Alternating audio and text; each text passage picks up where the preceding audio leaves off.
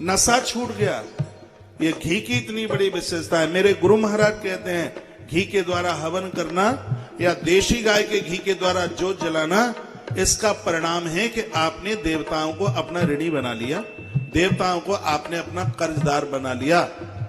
ये घृत की ये विशेषता है। आज आपने घी खाया है, 35-40 दिन तक उसका असर समाप्त नहीं होता, इसकी विशेषता है। आप बच्चों को दे नहीं रहे।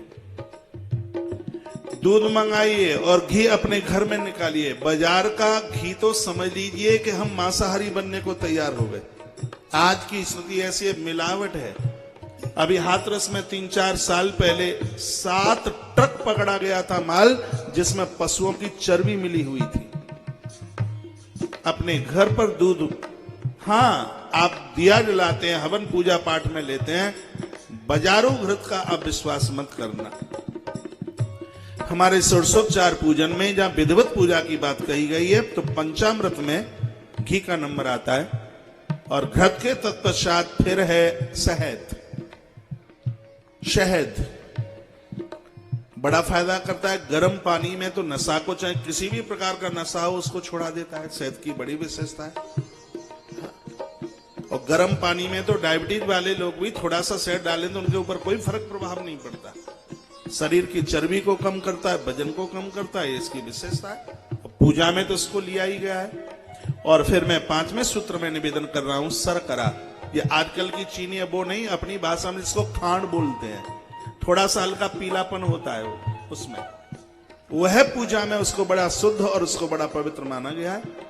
ये पंच नद्यः सरस्वती मपियंत सस्रोतसाः सरस्वती पंचदासो देश भविष्यतः।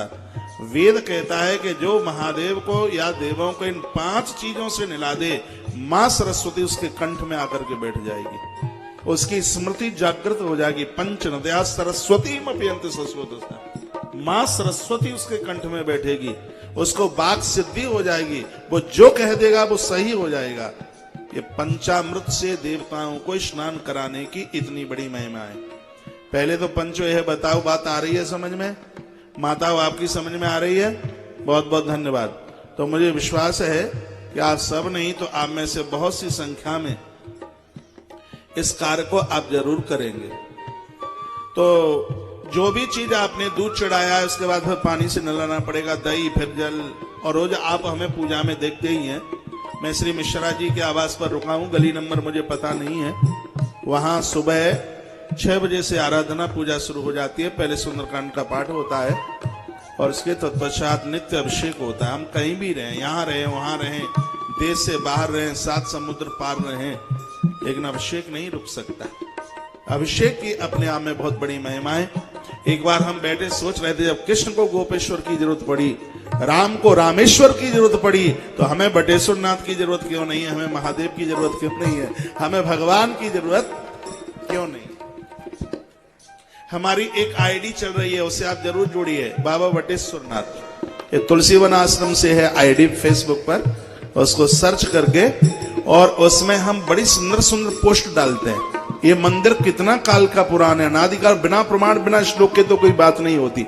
शिव महापुराण की कोटि रुद्र संहिता में बाबा बटेश्वर नाथ की महिमा का वर्णन है। तो उसकी पोस्ट आप फेसबुक पर जाकर उसको सर्च कीजिए, बाबा बटेश्वर नाथ, और यह आईडी तुलसीवन आश्रम से चलती है।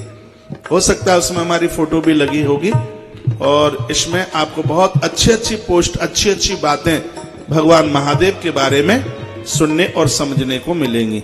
बगल में थोड़ा देखिए, कोई सो तो नहीं रहे, देख लो एक बार, जयकारा लगाइए एक बार। लिंग थापे विधि बत कर पूजा, लिंग थापे विधि बत कर पूजा, शिव समान प्रिय मोहि न दूजा, शिव समान प्रिय मोहि न दूजा।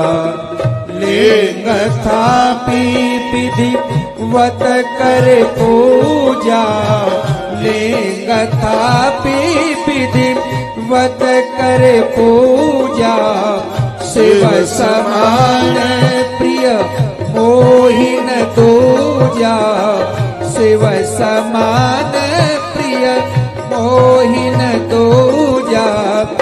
लिंग थापी विधिवत करि पूजा शिव समान प्रिय मोहिन दूजा शिव समान प्रिय मोहिन दो